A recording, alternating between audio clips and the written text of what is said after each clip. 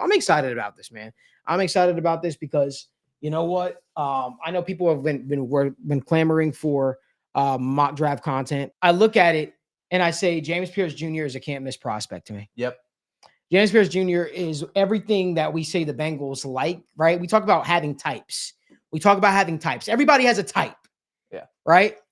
This is James Pierce Jr. is a guy that I look at and I say, he's the one guy that I could justify having all the measurables, right?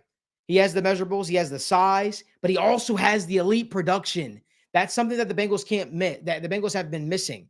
You want a guy that has the size, has the measurables, but also has the production to show that, you know what, I can be a premier pass rusher in this league. The one thing I love about James Pierce Jr. as well is I feel like he could get better with his hands. Let me just say that. I feel like he can get better with his hand usage, but I do believe his swim moves, his power rush move, I think those are really, really special. And I think those are things that those are traits that you can't teach. When I was talking with Trevor about this, I said, hey, the one thing I'll say about James Pierce Jr. is his bag is deep. His bag is deep when it comes to rushing the passer. I just don't know if Walter Nolan comes in right away and within the first 2 years is this dominant pass rusher. So for me, Malik, when I look at the depth of this class, I think there's guys later we'll discuss in round 2 that could be better at the pass rush in round 2 and round 3 versus the edges in round 2, Malik. I'm just not sure if the depth is there. And the discrepancy between a James Pierce Jr. versus a Jack Sawyer, James Pierce Jr. versus a Landon Jackson, I think is much more and much greater than the depth and the change between. I love what Ken Dipple said in the comment section too. Drafting Pierce would allow them to move Murphy to the inside, which I really believe that he's going to have a lot of success. So we've got poll complete. Pierce Jr. is the pick. He's the selection. Wow. All right. He got 57% of the votes. Walter Nolan came in second.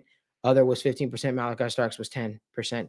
So James Pierce Jr. is the pick. Xavier Watts went. Man. And this is, Malik, this is a little bit of the inexperience on my part right now. If I'm having this conversation right now, you're trading up, aren't you? I'm looking at 40. And around that time, I'm seeing some of these guys, whether it's Xavier Watts or whether we'll get to the Deion Walker conversation. And I'm potentially hitting the phones because I think especially if it's Xavier Watts, if he's the guy that they're really eyeing, you don't wait, Malik. You don't. Did I see that right? Tate Ratledge is there? Yep.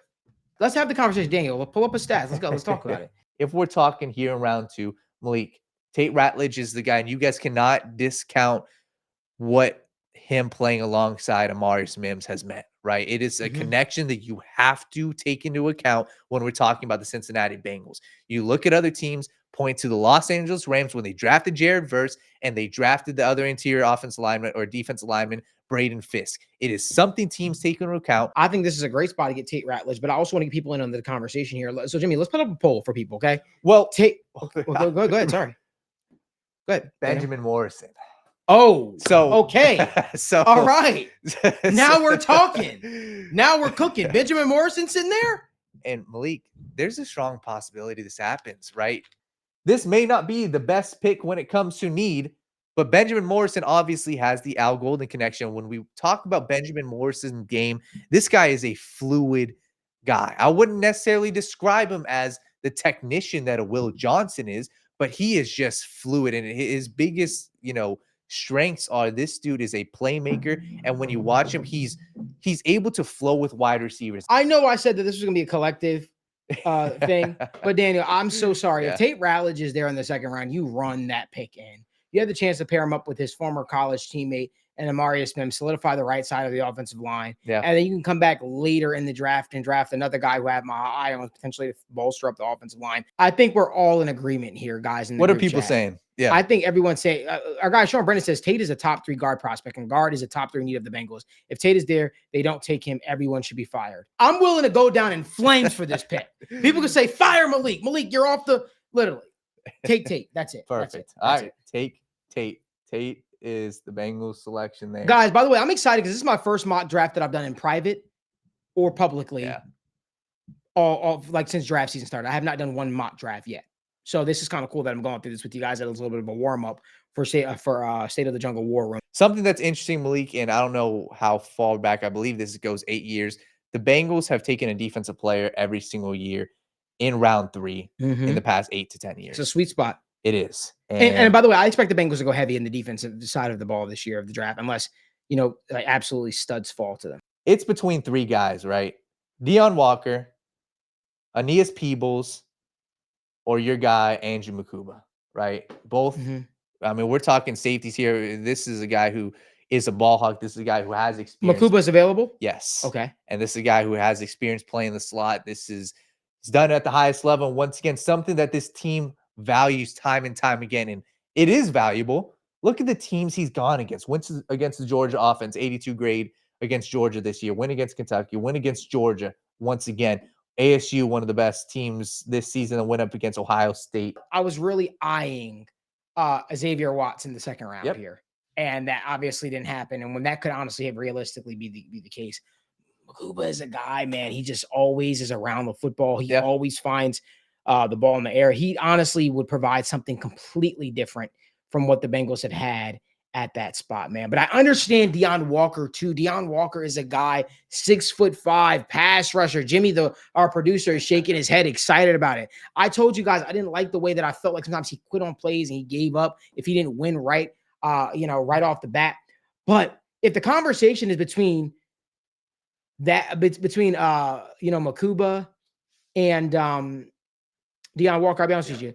The reason why I'm leaning more towards Makuba is because of the fact that we have Miles Murphy on the roster. I feel like Miles Murphy, I have to keep going back to that. I feel like T-Bird said it best. Walker does play extremely high. And they said he did have issues with his back this past year.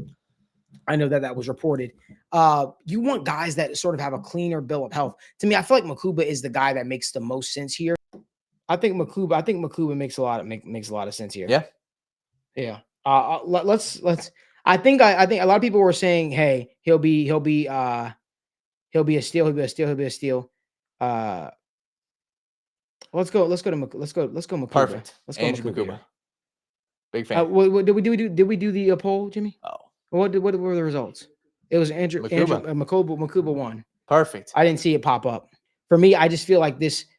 You don't have to enter the waters of, okay, what do we do after this upcoming year with Stone? We now have our homegrown safety of the future, and I think it makes a lot of sense. I think Makuba is a guy that you feel very, very good about, and I think that he's going to wind up being a very good player for you.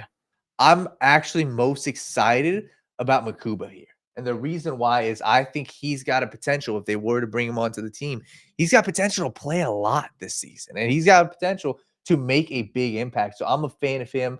I think that the Holland Pierce is something you would see him get serious snaps this upcoming season, knock on wood, with injury, or the following season. So I'm a fan of that. And you really are banking on James Pierce Jr.